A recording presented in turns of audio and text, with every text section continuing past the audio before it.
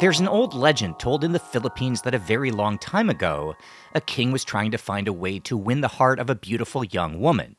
So he visited a magic sorcerer deep in a cave who told him he could make something that would taste so delicious it would cause anyone to fall in love.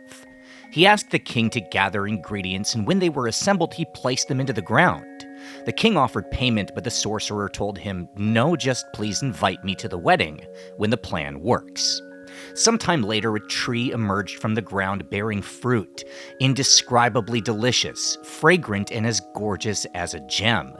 Upon having a taste, the woman indeed fell in love, and the king was so excited, he married her that very same day. But he forgot to invite the sorcerer, who became so angry he cursed that perfect fruit and turned it into a durian. And since then, well, we've all been paying the price. There is nothing else in the world of food that inspires such extreme emotions. You either love it with a passion, or you hate it so much you can't even be around it. But the one thing that's for sure is that if you've ever tried it, well, it probably came from here. Chanthaburi, Thailand, the world's durian capital. Today we're taking a road trip at the peak of the harvest season, visiting the farms and wholesalers and trying to understand what this is and why it's so controversial. And of course, we're here to try it, straight from the tree, processed into snacks and candies and prepared by the region's best chefs. It's the story of durian, today on OTR.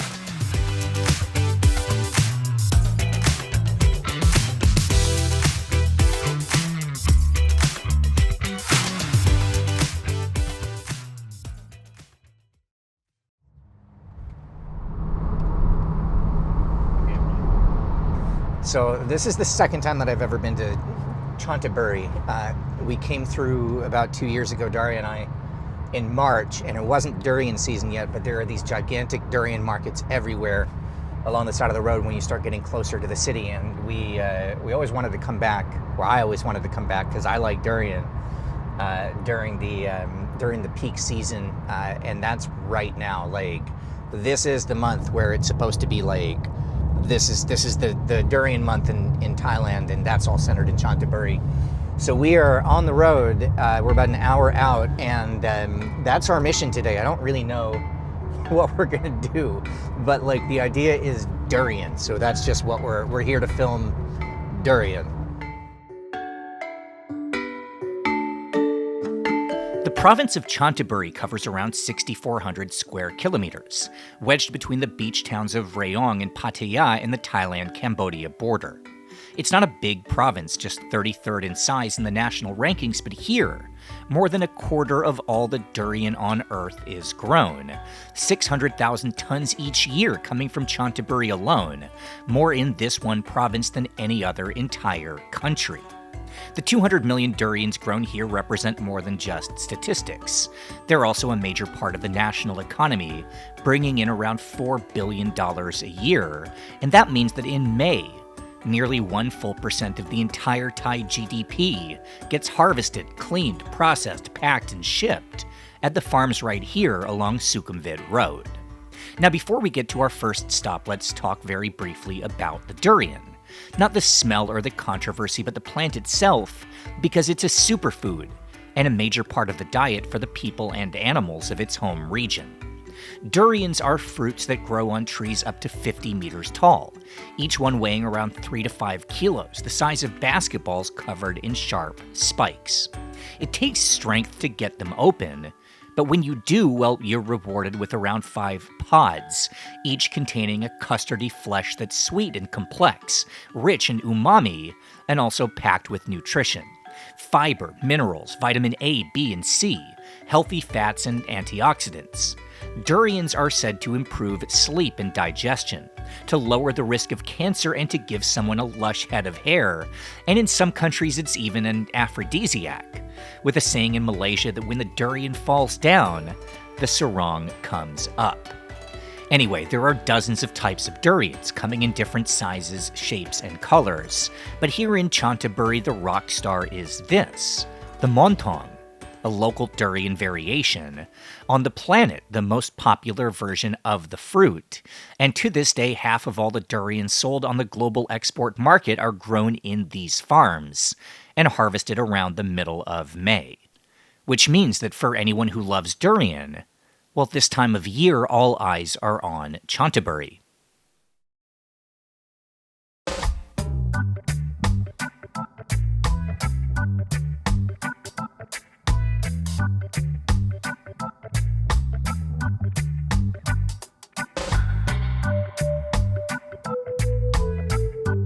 There are more than 160,000 rai of durian trees planted in Chanthaburi, around 65,000 acres which are worked by more than 50,000 farmers, 4 times that number this month during the peak season. Choosing a place to pull over is impossible, with every plantation fronted with tables selling durians, all looking similar and all taking their roots to the same origin, a story that begins half a century ago in the early 1960s. Now, the short version is that durians in Thailand were long a favorite of the upper class, grown since the days of Ayutthaya in an area known as Chanthaburi. Now, Chanthaburi durians were the stuff of legend, said to derive from a seed claimed in battle across the line in Myanmar, then blessed by a monk at a Siamese temple. But the land where they grew was plagued by flooding, and they were so hard to cultivate that to this day, Chanthaburi durians are the most expensive ones sold on Earth. Anyway, in 1955, the Chao Phraya River was dammed and much of the central Thai soil became unviable. At the same time, a new road was being constructed heading towards Cambodia, the extension of Sukhumvit, or as it's known here, Highway 3. With the eastern provinces suddenly connected to the grid, the government needed to find a use for all that empty land. They decided to promote durian farming, with its high price seen as a way to bring income to the new rural outposts. And to convince people to take the plunge, they gave away the land for free, to make up for the 6 to 8 years it might take for the first fruits to grow. Thousands of farms would be planted, and they're pretty much all still here. So for us, well, with so many choices, we might as well just follow the smell of durian and pull off the highway for our first stop of the day.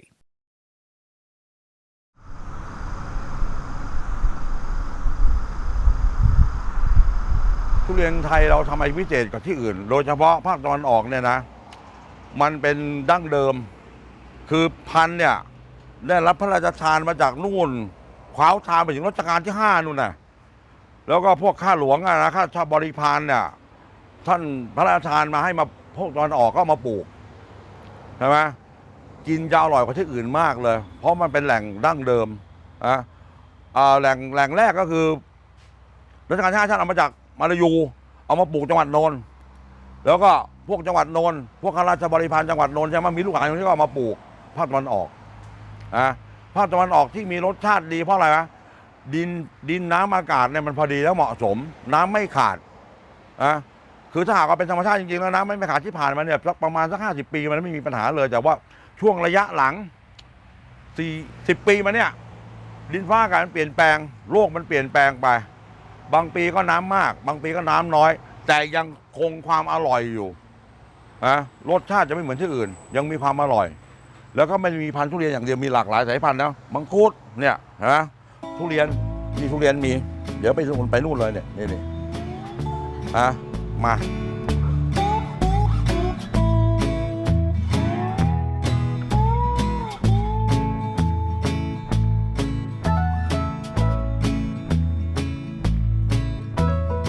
คนไทยหรือว่าคนต่างประเทศชอบทุเรียนภาคตะวันออกเพราะอะไรนะการเก็บเราเก็บสุกแก่สุกจัดใช่ไหมสุกจัดก็จะมีความเนียนของเนื้อละเอียดกว่าที่อื่นดินฟ้าอากาศอุดมสมบูรณ์พอดีถ้าหากว่ามันพอดีเนี่ยนะอร่อยมากเลยเนื้อจะเหนียวเนียนนุ่มโดยเฉพาะพันธุ์หมอนทองเนี่ยหมอนทองเนี่ยสุกแก่จะเป็นลักษณะอย่างนี้ดีดจะดังกังวานนั่นแหละนะ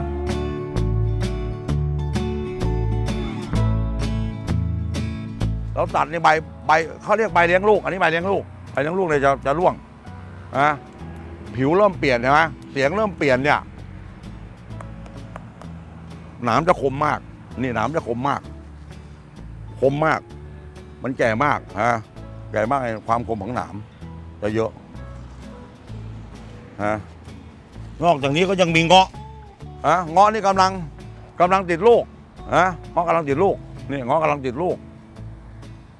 อีกประมาณ15 วันเงาะนี่ก็จะถูกมากเลยนะปีนี้นะไปบอกชาวโลกเนี่ยบอกว่าให้มาอุดหนุนเงาะผลไม้ภาคตะวันออกเพราะปีนี้ภาคตะวันออกผลไม้เยอะมากเลยฝากบอกชาวโลกเลยต้องบอกอย่างนี้นะบอกมาช่วยกินผลไม้หน่อยน้องมาตามมาเอาถ่ายทำแล้วก็เอาเลยตามมาเอาต่างถ้าเอาเนี่ยหล่นเลยไหมเนี่ยมานี่หล่นเลยดูสิเนี่ยไม่มานี่หล่นตั้งแต่เมื่อไหร่ก็ไม่รู้ดูสิเนี่ยไม่มีเวลาดูเห็นไหมนี่คือแก่จัดเห็นไหมเนี่ยหล่นเลยแม่ไม่หล่นเมื่อไหร่ก็ไม่รู้เนี่ยโอ้โหดีเลยมาวันนี้อย่างที่เห็นเนี่ยประจักษ์กับตาแล้วเขาเรียกที่นี่เขาเรียกหมอนทองค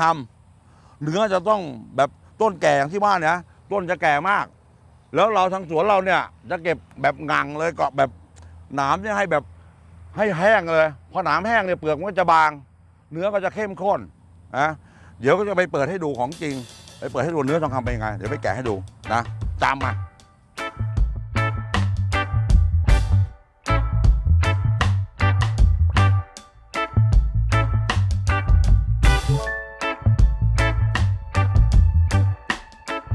อันนี้เป็นทุเรียนหมอนทองคำสวนทุเรียนทองคำพี่บ๊อบปักอยู่ในแบบนะปักกดมา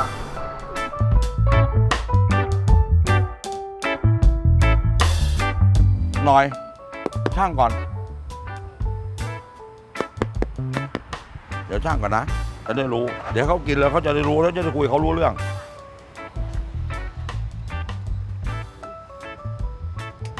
น้องเขามาดูราคา807 บาทอันนี้พรีเมียมโกพรีเมียมของทุเรียนไทยนะนี่วิธีผ่า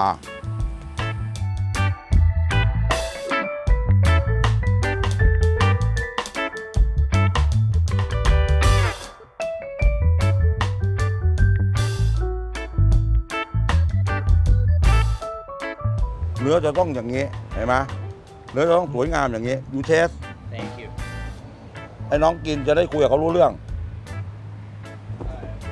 ไอ้น้องกินจะได้คนจะได้ถามที่พูดออกไปเนี่ยจริงหรือเปล่าว่าเป็นเนื้อทองคำจริงไหมจะได้บอกชาวโลกเขาได้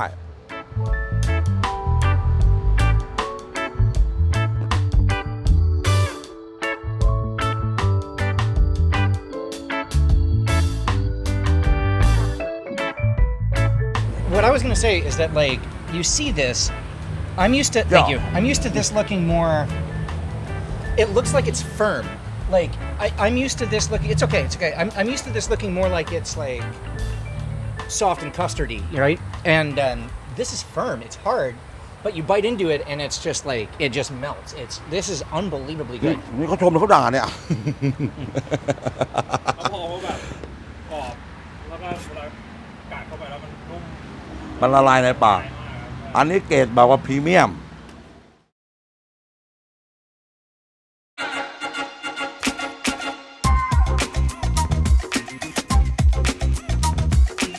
The durian is native to Southeast Asia. According to botanists, it first shows up on the islands of Sumatra and Borneo, spreading long ago throughout the Indonesian archipelago.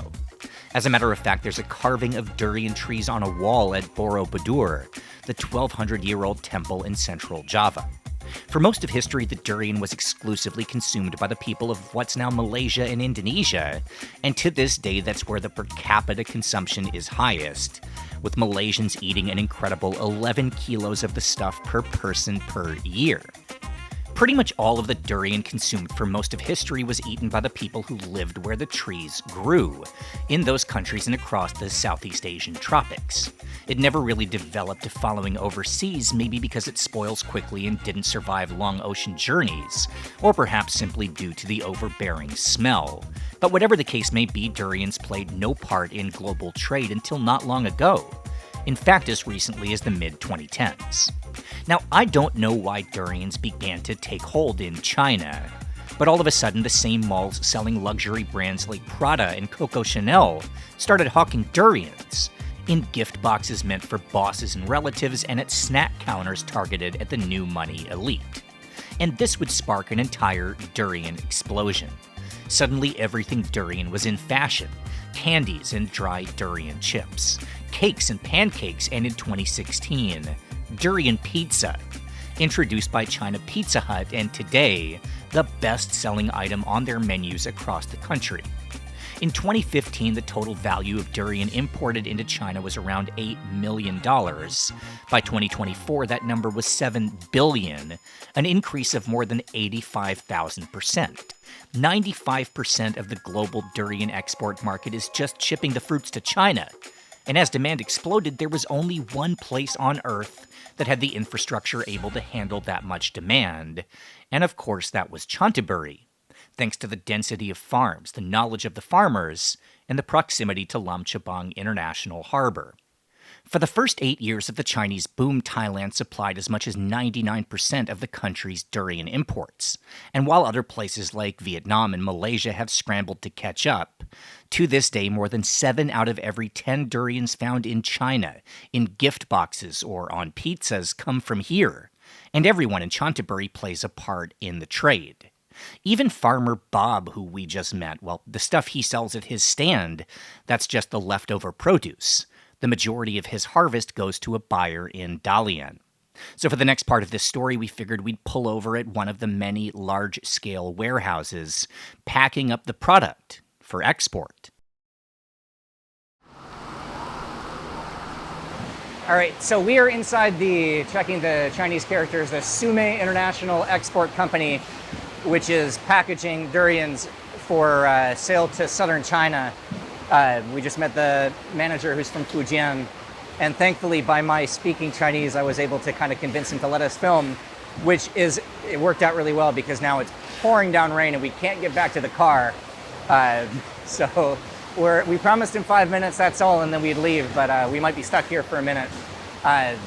This is pretty crazy to be inside just one of the, you just see how many workers are just nonstop packaging durians into boxes. There are, I think, 6 tractor trailers, 6 trucks with giant trailers behind them, all being filled, and like this just goes around the clock 24 hours for this month while it's peak durian season. Dennis, we'll get as much footage as we can before the rain stops, and then the minute we have a little gap, let's bolt out of here. This is pretty cool, though.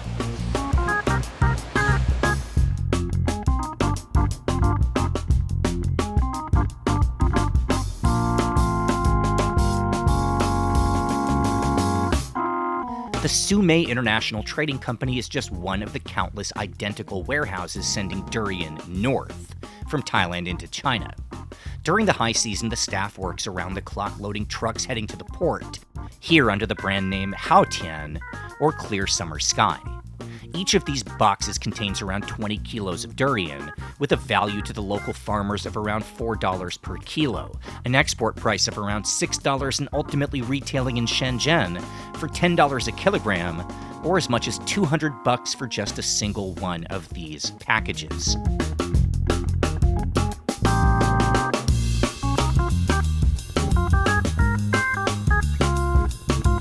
Giving us a box of durian. No. Cannot. Oh my God.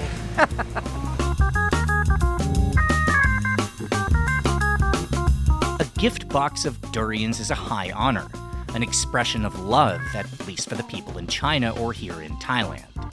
Wherever durians are grown, they represent the height of prestige, premium and savored, and about the most beloved present that one can receive. It's for him. If he's got kids to give it to, he's welcome to. For you.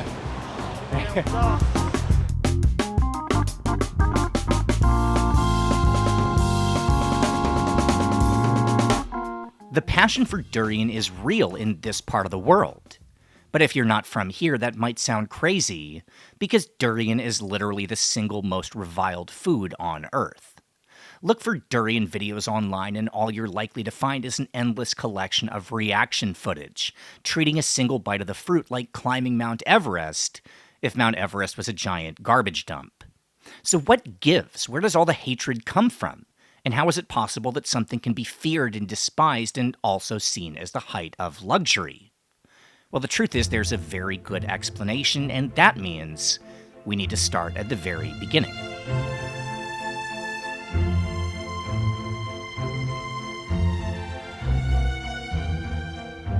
The first record of a foreign encounter with durian comes in 1421, when the Venetian explorer Niccolo di Conti arrived in Sumatra and described a fruit that smelled and tasted like cheese, although he appears to have meant that as a compliment, as he also wrote about his love for cheese. After that, durians would fade back into obscurity until the next century, when the colony in Malacca was established, and traders and diplomats wrote of the overwhelming scent that covered the harbor, described by one Dutch sailor as arriving into a fog of rotting onions. Throughout history, the descriptions of durians test the limits of prose and creativity, and that even includes the official name, Durio-Zibethinus, bestowed by the father of taxonomy, Carl Linnaeus. The word durio, or durian, comes from duri, Malay for thorn. Zibethinus, well, that's the term for the Indian civet, which repels predators by releasing a vile and putrid odor.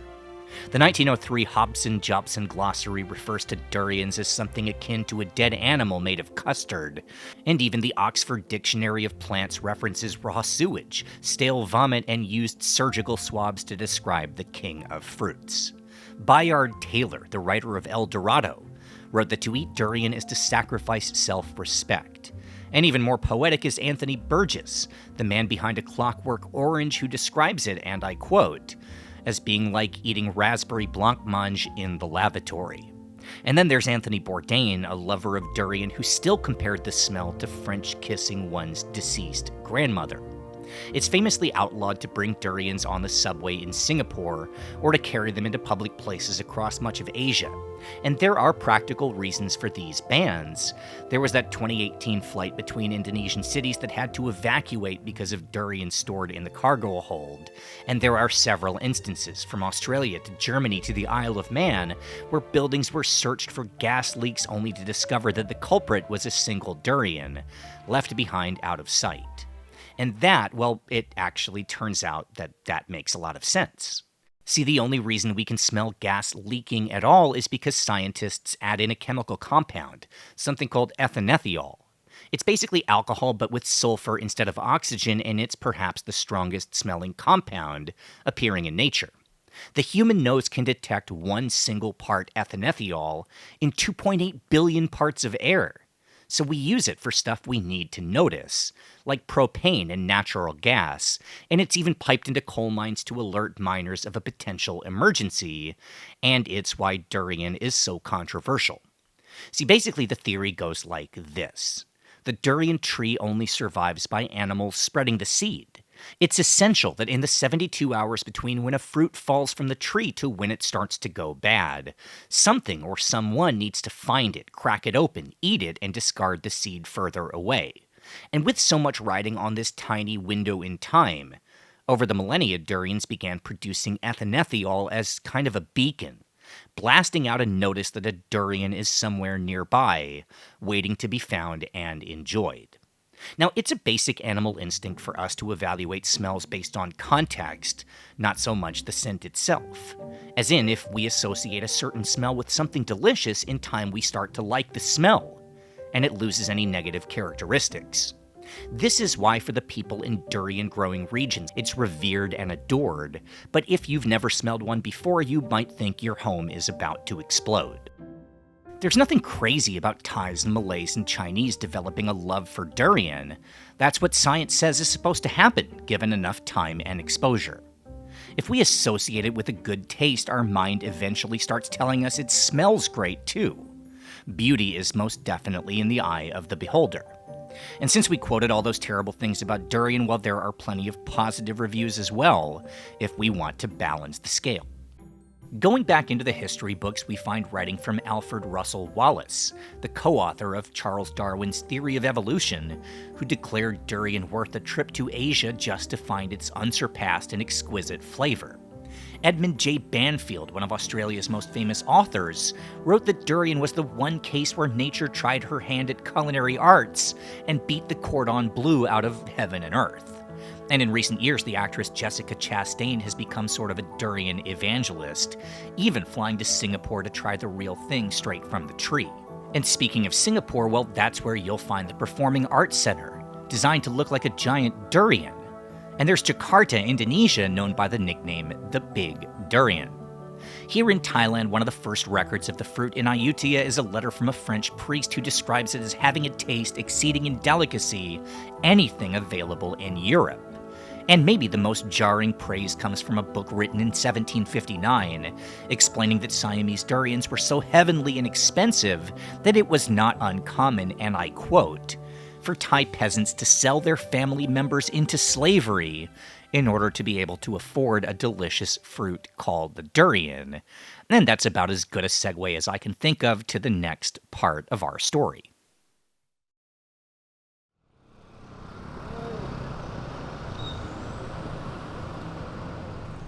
All right, well, every road trip, it's always fun to kind of explore some places we've never been before. And there's a town called Khlung, past Chanthaburi. Daria sent me a pin a little while ago for a place that sells candy. Just go ahead, please. A place that sells candied durian,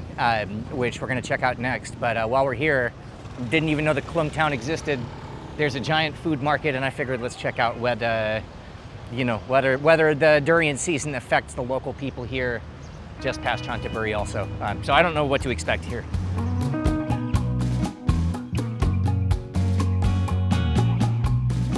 So far on this shoot, we've been to a durian farm and visited a processing factory, but what we haven't done is eat any durian, beyond a few bites straight from the shell. So to find out how local people actually consume the famous fruit, we took a drive to the center of a farming village, a place called Khlung in the foothills to the east. What caught our attention about Khlung were a few pins on the map featuring shops making candied durian, which is a snack we've never seen before. And that made us wonder what else might be out there, what durian recipes are favored by the folks who make their living growing the stuff. And as always, when we arrive somewhere new, well, the best place to get our bearings is at the local wet market.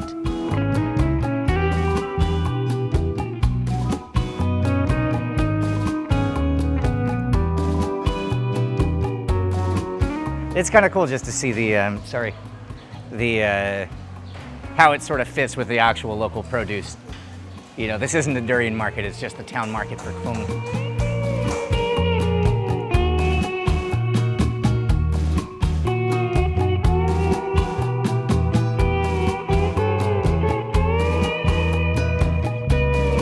All right, so we're just kind of coming through the market, and we have durian chips, and which I'm gonna get to bring home, and this, which is a durian paste, which I'm not familiar with, but Dennis is, and says that this is just something that you can eat with rice, almost like a namprik. Is that right? Like, it's you eat it straight out of the. Okay, we're gonna get one. We're gonna get a smaller tube too. It's like, is this a durian hot dog? But yeah, so we have a durian paste, and we have fried crispy durian. So I'm gonna get both of these.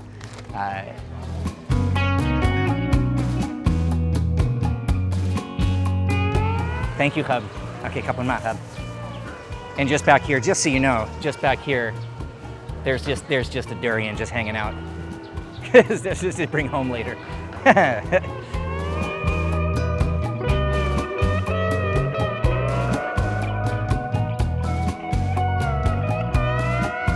The durian sold at the Khlung village market might not be any more front and center than other local ingredients. But if there's one thing that's clear, it's that the people of Chanthaburi province are well aware of their global significance, their unique position in the world of food. We filmed this video right in the middle of May, about a week after the conclusion of the annual Durian Festival, meant to bring tourists to visit the province. And this time of year is also when tour groups make their way across the countryside, visiting the farms and trying durian delicacies, like the classic Thai dessert of mango sticky rice, except with the mango replaced with, well, I mean, you probably know where this is going. ทุเรียนเมืองจันทร์มันเป็นพื้นเพของ ของจันทบุรีอยู่แล้วจ้ะอร่อยหวานกรอบจ้ะทุกสายพันธุ์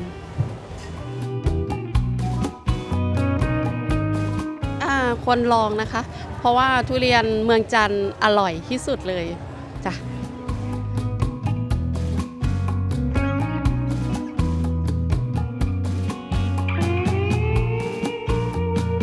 What is this? This is for you to say. What is during this? Microphone. พูดเหรอ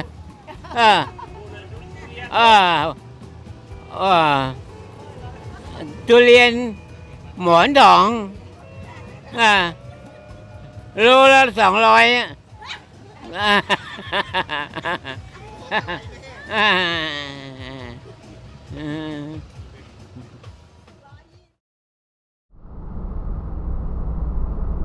Coming to Khlung, our mission was to understand how the locals eat durian. But what became clear was that while everywhere else it might be something to savor, even here in this village it's a commodity, first and foremost, and everyone plays a part in the durian trade. When the farms collect the durians for harvest, the ones that look the best, the ones that are the most visually appealing, well, those go straight to the traders for export. The second tier may be perfect on the inside, but misshapen or discolored, well, those are the ones sold by the side of the road. And then there are the remainder, the durians that don't quite make the cut to sell for the highest prices. And that's where Khlung comes in, as this town has become something of a processing center, producing the snacks we just saw in the market, like those sausages made of durian paste, and turning leftovers into chips and candies, and the kind of stuff sold in convenience stores as far away as the US and Europe. And some of those factories save a bit of the durian for themselves, to sell locally at cafes and dessert shops.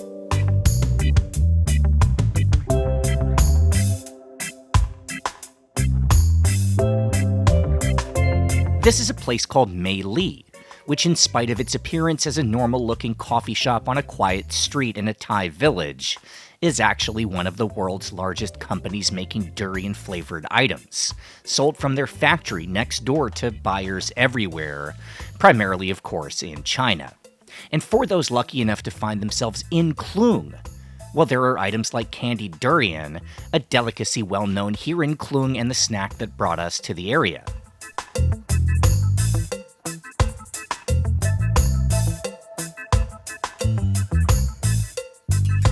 The owner of Mei Li is a man named Mr. New, who inherited the business from his parents, who first set up the shop all the way back when the first Chanthaburi crop started bearing fruit, sometime in the middle of the 1960s. ที่จีนเนี่ยเขาจะนิยมเป็นพวกขนมที่เป็นทุเรียนก็คือที่นี้อันดับหนึ่งเลยจะเป็นทุเรียนฟรีสไตล์เป็นทุเรียนอบแห้งครับเป็นทุเรียนสุกแล้วก็มาผ่านการเข้าห้องเย็นแล้วก็มาดึงเอาความชื้นในเนื้อมันออกไปก็จะเหลือแต่ตัวเนื้อเป็นกากใยของทุเรียนเดียวหวานๆกลิ่นทุเรียนชัดๆแล้วก็อีกตัวหนึ่งก็จะเป็นตัวทอฟฟี่ตัวนี้ตัวทอฟฟี่ทุเรียนมันก็จะเป็นแนวแบบหนึบๆชิวี่แล้วก็เป็นรสทุเรียนเพราะมีผลไม้เป็นเนื้อทุเรียนปนอยู่ในนี้ครับที่นิยมที่ในจีนนะฮะที่ผมทำอยู่นะ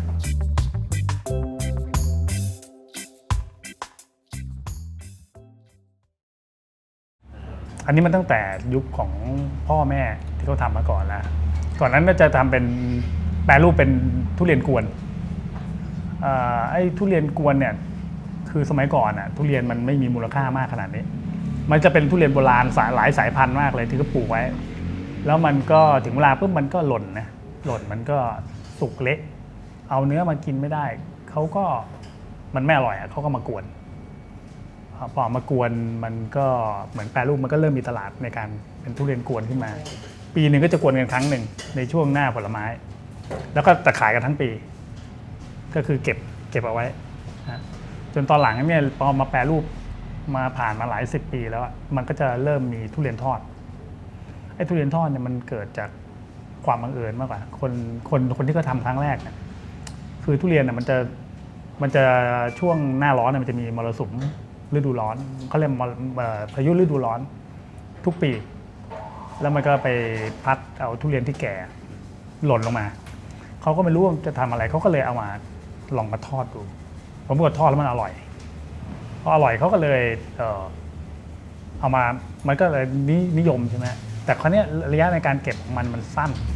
เพราะมันเป็นเกิดจากการทอดใช่ไหมตอนหลังก็เลยพัฒนาเป็นทอดแล้วก็มาอบเพื่อรีดน้ำมันเพื่อให้แต่ตัวทุเรียนอยู่ได้นานมันก็เลยขายมาตั้งแต่ตอนนั้นเป็นต้นมานะฮะแต่ร้านของเราเนี่ยมันก็ตั้งแต่ยุคพ่อแล้วมันก็ตั้งแต่60-70 ปีแล้วครับ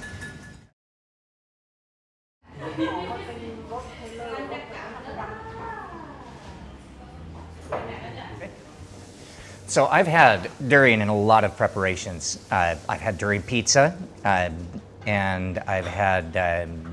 durian cakes and durian whatever with sticky rice. I mean, all kinds of different durian preparations. I've never had candied durian ever, and that was actually one of the reasons why we came to this village. This is not the pin on the map that brought us here, but doesn't matter. Get to check this one off the bucket list. I'm gonna try the durian sticky rice, the toffee, and the candied durian here.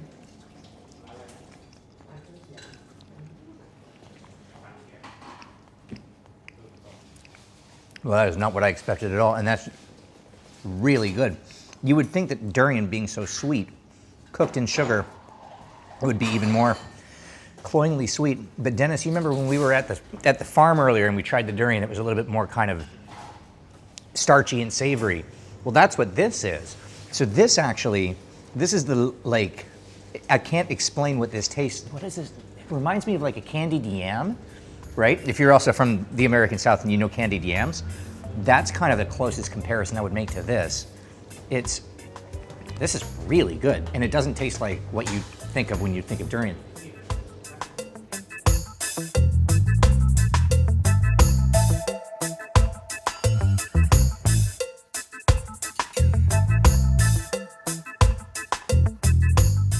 All right, let's try durian sticky rice. So in Sumatra, where we're about to be filming, this is pretty normal. You go to a durian shop, and you're going to get little packets of sticky rice. And so that's kind of how you eat it. You eat it with sticky rice. So this is not like revolutionary. It's not,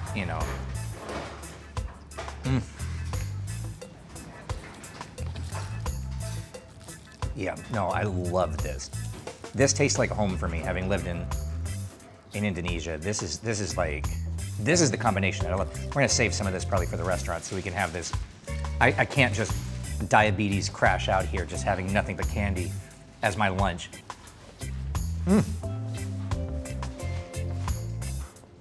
Oh, that's just incredible. This is, okay, I should give tasting notes. So durian seems to be one of those things where the flavor is very different from fruit to fruit, but it's also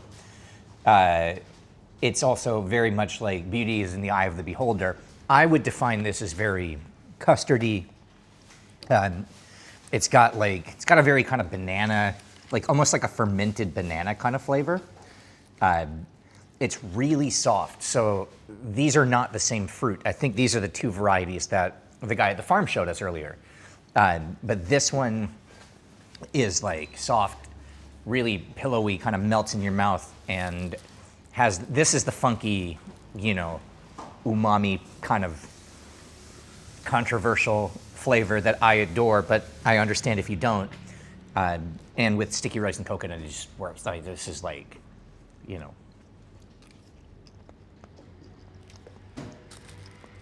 Look, if you're not a durian fan, I get it. I get it. I don't even have a follow-up to that. I get it. But like, yeah, it's people who are into it are almost like connoisseurs. Where, when you go to my favorite place, it's called Uchok Durian in Medan, they're like sommelier. Like, the staff will ask you what kind of flavors do you prefer, and then they'll just find you exactly the one that's going to be to your liking. They're experts in it. I'm sure they are here too, especially in Chanthaburi, in the Thai home of durian. That's amazing. You want some of this here? Do you want or do you want it at the restaurant? Help yourself. I'm going to have another couple bites of this, and then we'll take off to the next destination and get this day moving and have some savory food, which also is going to have durian. This is a big win for me.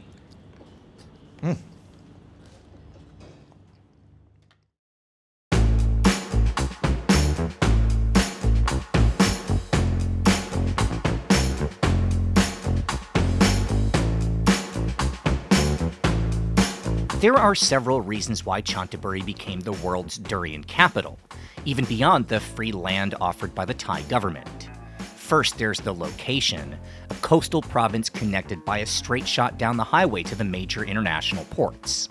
There's the climate, exactly within the ideal range of 24 to 30 degrees Celsius, with no risk of a cold snap dropping below 15, the point at which a durian crop can fail. And of course, there's the rainfall, with not just a requirement of at least 2,500 millimeters per year, but there has to be a dry period, long enough for the fruit to mature right before it ripens, and here that timing is perfect. But those are not the only advantages inherent to Chanthaburi. See, when the farms were first planted, the countryside was mostly empty, but the towns were already thriving. As for hundreds, maybe thousands of years, this land was known for something else, also sold at an extremely high price. Precious gems, mined here for more than 1,000 years. The first record of gems in Chanthaburi comes from the diary of Ma Huan, a Chinese explorer and partner of Zheng He. He wrote that here there were 500 or 600 families trading in rubies, bright and clear like the seeds of the pomegranate. And this account would spark an interest in the region from China, bringing waves of merchants and prospectors to these hills in search of wealth and prosperity. Those Chinese would make the region home and establish the connections to importers back in China that would much later prove extremely important when a new supply chain would need to be established. The Chinese also played a part in creating a local cuisine, adding their touches to the dishes of a people called the Chong, semi-nomadic farmers long forgotten by history but the native tribe of Chanthaburi. The Chong lived on fruits, using the stuff native to this region in savory applications, and that technique would carry on to the present day in this one province. They were also known for their cultivation of cardamom. In fact, Cambodia's Cardamom Mountains right across the border takes its name from the old Chong settlements. Today, the food of the province features fruits in almost everything and dishes based around fresh cardamom, and since the 1960s, durian, a prominent addition to the unique ancient cuisine, showcased for the masses at the oldest restaurant in town, one dating back to 1962, right around the year of the first Chanthaburi durian harvest.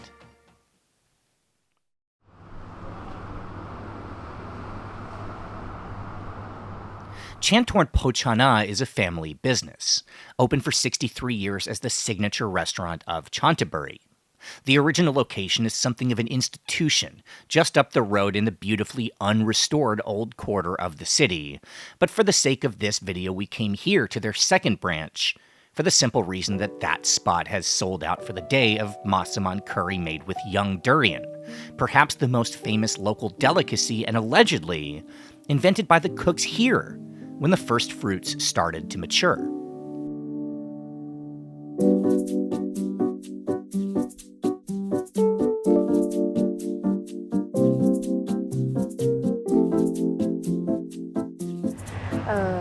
Massaman Durian ซึ่ง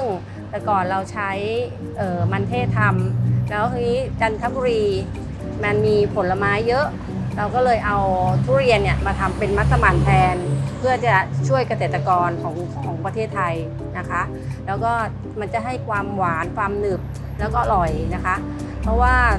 จันทบุรีผลไม้เยอะมากนะคะก็เลยเอาทุเรียนมาทำเป็นมัสมั่นทุเรียนมันเป็นราชาของผลไม้ทุเรียน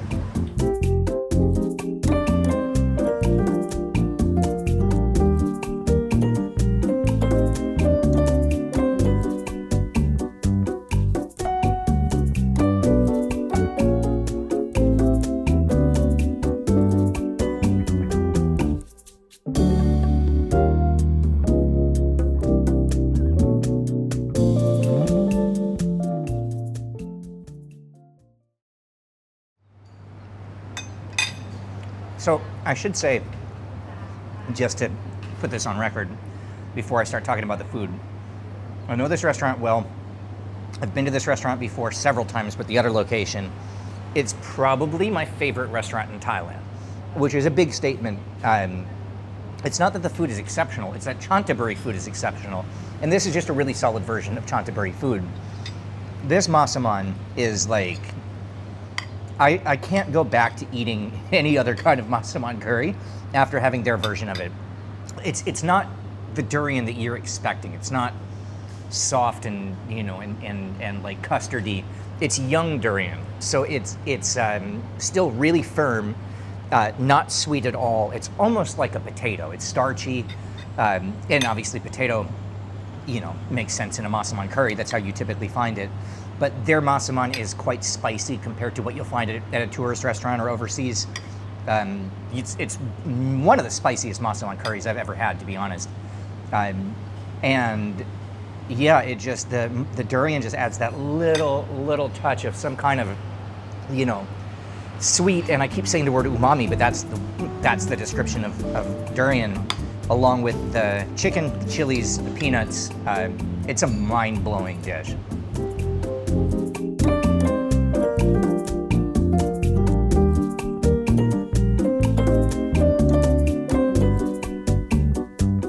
I'm gonna stop for a second because I just want to I'm having one of those moments where it's like, this is a durian shoot. I woke up this morning in Bangkok, drove to Rayong to meet Dennis, got in the car, went from Rayong to, packaging factories and durian farms and this little village that we'd never been to before for the durian candies, and we've just been all over, and it's just hit me now because like when you're filming, you're kind of in this mindset of like, go, what are we doing next? Let's go from this spot to this spot to this spot. Let's stay on schedule. Let's just, we're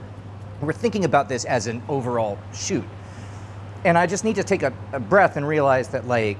I haven't been here in 2 years, and this is probably my favorite restaurant in Thailand. This is so cool. I've only had one thing, and all of this stuff on the table is like,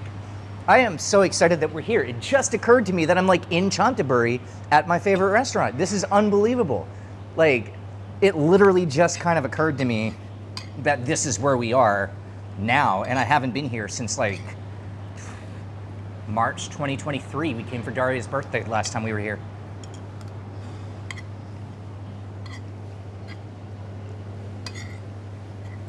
I say that like Daria's birthday was March 2023. Daria has a birthday every year. It's always in March. I just remembered that it was 2023 that we were in Chanthaburi for it.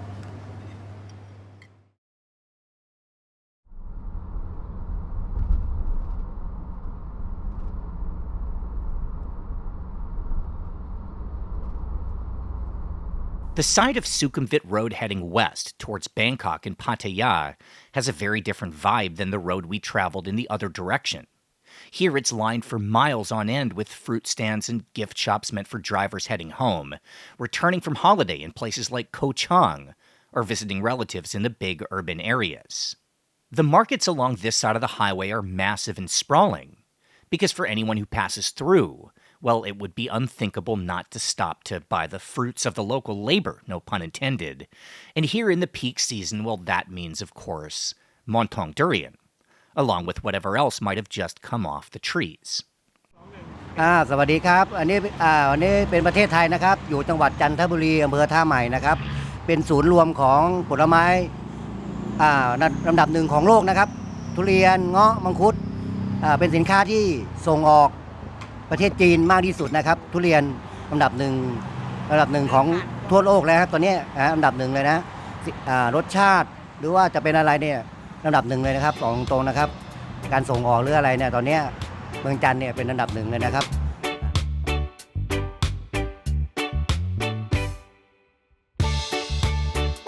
อยากชักชวนนะครับที่ว่ามาเที่ยว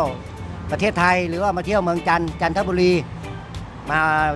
เฉพาะหน้าที่ว่าเป็นหน้าเทศกาลนะครับที่ว่าจะมีผลไม้กินทุกอย่างเงาะมังคุดทุเรียนลองกองลังสาดเนี่ยเป็น เป็นผลไม้ที่ว่ารสชาติว่าดีที่สุดจริงๆนะครับตอนนี้เป็นระดับหนึ่งจริงๆนะครับส่งก็เป็นอันดับหนึ่งของเมืองจีนนี่ก็จังหวัดจันทร์นี่เป็นอันดับหนึ่งนะครับชักชวนแล้วมาเที่ยวเลยครับประเทศไทยจังหวัดจันทบุรีนะครับขอบคุณมากครับ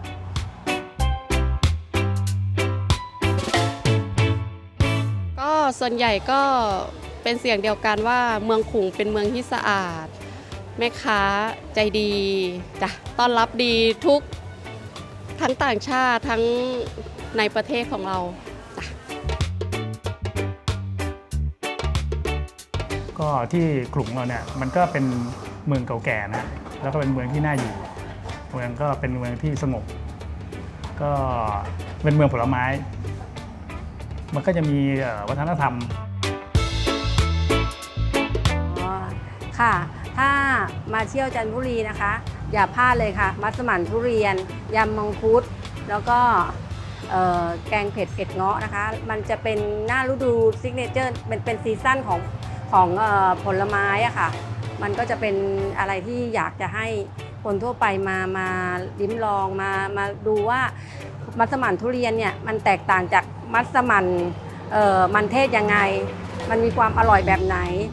แต่เชื่อได้ว่ามัสมั่นทุเรียนของเราอ่ะเป็นไฮไลท์ของที่นี่ค่ะ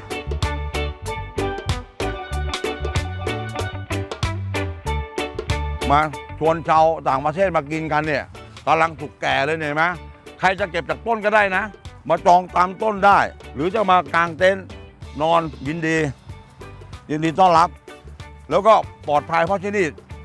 ติดถนนใหญ่น้ำไฟสะดวกนะไม่ต้องกลัวว่าจะไม่สะดวกมาสัมผัสบรรยากาศได้เนี่ยจะสุกอยู่ Subscribe to the channel for more from OTR. Thank you so much to everyone who supports us on Patreon. It really helps to keep us going. Find links below to our Patreon and social media, and we'll see you soon.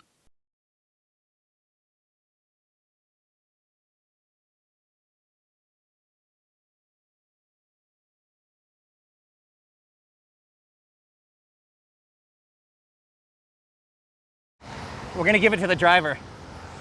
I hope he likes durian.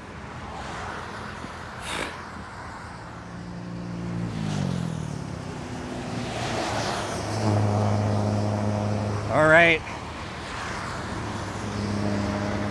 The key is to lift with the back.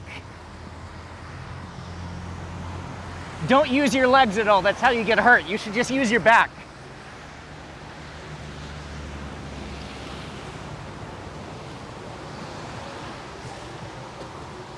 Ồ,